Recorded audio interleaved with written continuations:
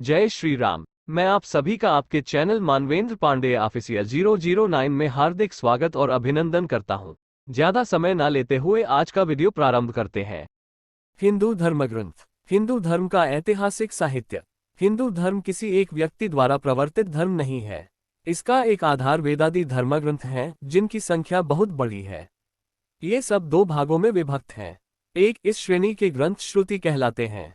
ये अपौरुषेय माने जाते हैं।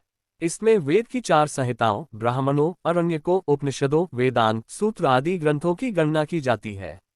2, इस श्रेणी के ग्रंथ स्मृति कहलाते हैं। ये ऋषि प्रणीत माने जाते हैं। इस श्रेणी में 18 स्मृतियां, 18 पुराण तथा रामायण व महाभारत ये 2 इतिहास भी माने जाते हैं। आगम ग्रंथ भी स्मृति श्रेणी में माने जाते हैं। भगवद गीता तथा ब्रह्मसूत्र उपनिषदों के साथ मिलकर वेदांत की प्रस्थानत्रयी कहलाते हैं। वेद प्राचीनतम हिंदू ग्रंथ हैं। वेद शब्द की उत्पत्ति संस्कृत के वेद धातु से हुई है। वेद का अर्थ है जानना या ज्ञानार्जन, इसलिए वेद को ज्ञान का ग्रंथ कहा जा सकता है। भारतीय मान्यता के अनुसार ज्ञान शाश्वत है, अर्थात सृष्टि की रचना के पूर्व भी ज्ञान था एवं सृष्टि के विनाश के पश्चात भी ज्ञान ही शेष रह जाएगा। चूंकि वेद ईश्वर के मुख से निकले और ब्रह्मा जी ने उन्हें सुना, इसलिए वेद को श्रुति भी कहा जाता है। वेद संख्या में 4 हैं जो हिंदू धर्म के आधार स्तंभ हैं। ऋग्वेद, सामवेद, अथर्ववेद, यजुर्वेद, श्रुति। वेद। यद्यपि वेद से ऋग्वेद, यजुर्वेद, सामवेद तथा अथर्ववेद की संहिताओं का ही बोध होता है, तथापि हिंदू लोग इन संहिताओं के अलावा ब्राह्मण ग्रंथों, आरण्यकों तथा उपनिषदों को भी वेद ही मानते हैं। इनमें ऋग आदि संहिताएं स्तुति प्रधान हैं, ब्राह्मण ग्रंथ यज्ञ कर्म प्रधान हैं और आरण्यक तथा उपनिषद ज्ञान चर्चा प्रधान हैं। ऋग्वेद मंडल 9 सूक्त 96 मंत्र 17 में कहा गया है कि कबीरदेव शिशु रूप धारण कर लेता है, लीला करता हुआ बड़ा होता है। कविताओं द्वारा तत्वज्ञान वर्णन करने के कारण कवि की पदवी प्राप्त करता है, अर्थात उसे ऋषि, संत व कवि कहने लग जाते हैं। वास्तव में वह पूर्ण परमात्मा कबीर ही है। परमात्मा शिशु रूप में प्रकट होकर लीला करता है, तब उनकी परवरिश कंवारी गायों के दूध से होती है। ऋग्वेद मंडल 9 सूक्त 1 मंत्र 9। ऋग्वेद संहिता ये चारों संहिताओं में प्रथम गिनी जाती है। अन्य संहिताओं में इसके अनेक सूक्त संग्रह किए गए हैं। यह अष्टकों और मंडलों में विभक्त है, जो फिर वर्गों और अनुवाकों में विभक्त है। इसमें 10 मंडल हैं, जिनमें 1028 सूक्त है। इन सूक्तों में शौनक की अनुक्रमणी के अनुसार 10,627 मंत्र है। ये संहिता सूक्तों अर्थात स्तोत्रों का भंडार है। ऋग्वेद मंडल 9 सूक्त 93 मंत्र 2, ऋग्वेद मंडल 10 सूक्त 4 मंत्र 4 और ऋग्वेद मंडल 9 सूक्त 1 मंत्र 9 में वर्णित लीला के अनुसार परमात्मा कबीर जी सन 1398 में काशी के लहरतारा नामक तालाब पर सुबह ब्रह्म मुहूर्त में कमल के फूल पर शिशु रूप में प्रकट हुए। नीरू और नीमा नामक निसंतान जुलाहा दंपति को मिले। परमात्मा के बचपन की परवरिश की लीला कुंवारी गाय के दूध से हुई। वह काशी में 120 वर्ष जुलाहे की भूमिका करते रहे और अपने सच्चे ज्ञान से लोगों को परिचित करवाते रहे। परमात्मा साकार है, वह सहशरीर है, प्रभु राजा के समान दर्शनीय है। यजुर्वेद अध्याय 5 मंत्र 1, 6, 8, यजुर्वेद अध्याय 1 मंत्र 15, यजुर्वेद अध्याय 7 मंत्र 39, ऋग्वेद मंडल 1 सूक्त 31 मंत्र 17, ऋग्वेद मंडल 9 सूक्त 86 मंत्र 26, 27, ऋग्वेद मंडल 9 सूक्त 82 मंत्र 13। सर्वशक्तिमान परमेश्वर पूर्ण परमात्मा आयु बढ़ा सकता है और कोई भी रोग को नष्ट कर सकता है। ऋग्वेद मंडल 10 सूक्त 161 मंत्र 2, 5 सूक्त 162 मंत्र 5, सूक्त 163 मंत्र 13। सामवेद संहिता यह कोई स्वतंत्र संहिता नहीं है। इसके अधिकांश मंत्र ऋग्वेद के ही हैं। केवल 78 मंत्र इसके अपने हैं। कुल 1875 मंत्र हैं। ये संहिता 2 भागों में विभक्त है। पूर्वार्चिक 6 प्रपाठकों में विभक्त है। इसे बैकवर्ड छंद और बैकवर्ड छंदसी भी कहते हैं। पूर्वार्चिक को बैकवर्ड प्रकृति भी कहते हैं। उत्तरार्चिक को बैकवर्ड और बैकवर्ड रहस्य कहते हैं। यजुर्वेद संहिता इस वेद की 2 संहिताएं हैं। परमात्मा पाप विनाशक है। यजुर्वेद अध्याय 8 मंत्र 13 में कहा गया है कि परमात्मा पाप नष्ट कर सकता है। संत से उपदेश लेने व मर्यादा में रहने वाले भक्त के पाप नष्ट हो जाते हैं। ऋग्वेद मंडल 9 सूक्त 96 मंत्र 17 में कहा गया है कि कबीरदेव शिशु रूप धारण कर लेता है, लीला करता हुआ बड़ा होता है। कविताओं द्वारा तत्वज्ञान वर्णन करने के कारण कवि की पदवी प्राप्त करता है, अर्थात उसे ऋषि, संत व कवि कहने लग जाते हैं। वास्तव में वह पूर्ण ही है। शुक्ल यजुर्वेद संहिता। शुक्ल यजुर्वेद याज्ञवल्क्य को प्राप्त हुआ। उसे बैकवोट वाजस्नेयी संहिता भी कहते हैं।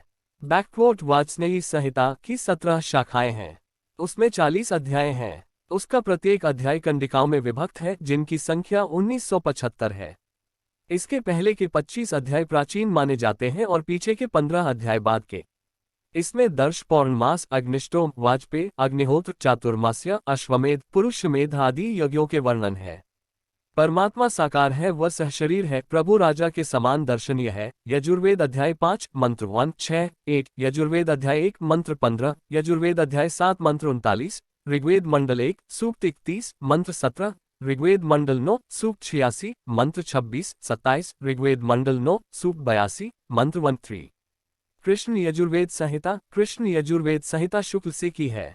उसे बैकवोट तैत्तिरीय संहिता भी कहते हैं। यजुर्वेद के कुछ मंत्र ऋग्वेद के हैं तो कुछ अथर्ववेद के हैं। बैकवोट तैत्तिरीय संहिता 7 अष्टकों या कांडों में विभक्त है।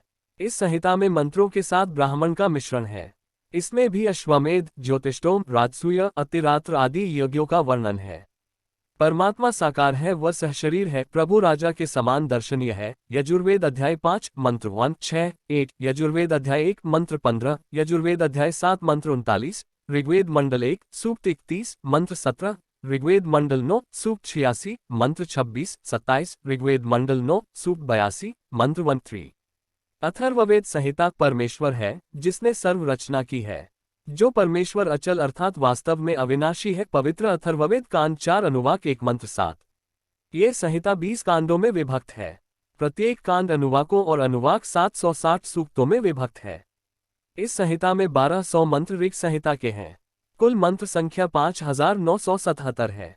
परमेश्वर का नाम कबीरदेव अर्थात कबीर परमेश्वर है, जिसने सर्व रचना की है।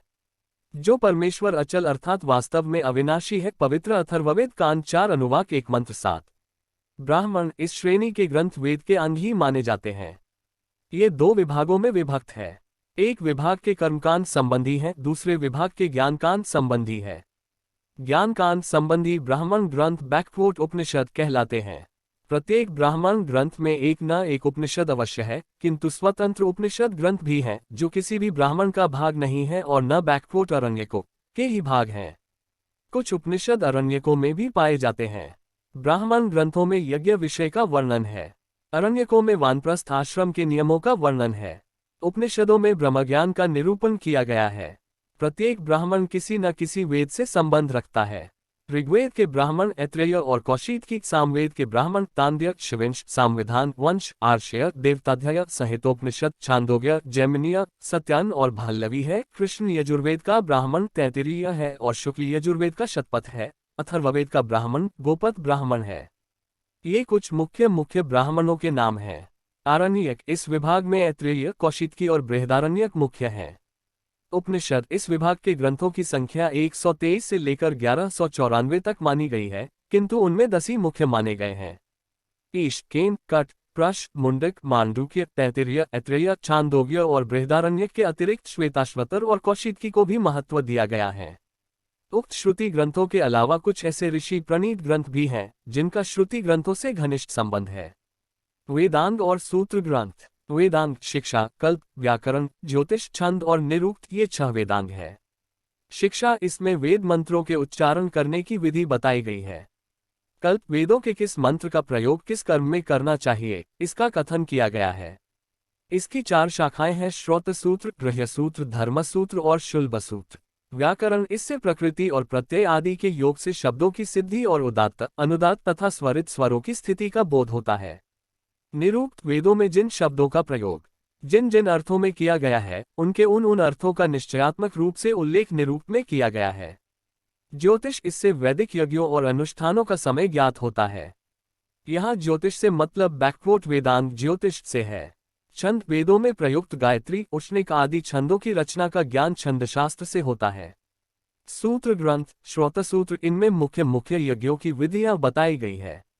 ऋग्वेद के सांख्यान और आश्वलायन नाम के श्रोत सूत्र हैं। सामवेद के मशक, कात्यायन और द्राह्यान के श्रोत सूत्र हैं।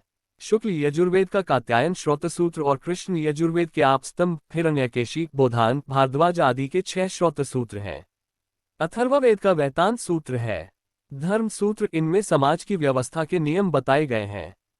आश्रम, भोज्याभोज्य, ऊंच नीच, विवाह, दाय एवं अपराध आदि विषयों का वर्णन किया गया है। धर्मसूत्रकारों में आपस्तंभ, हिरण्यकेशी, बोधान, गौतम, वशिष्ठ आदि मुख्य हैं। गृह्य सूत्र, इनमें गृहस्थों के आनिक कृत्य एवं संस्कार तथा वैसी ही दूसरी धार्मिक बातें बताई गई है। गृह्य सूत्रों में सांख्यान, शांभव्य तथा आश्वलायन के गृह्य सूत्र ऋग्वेद के हैं।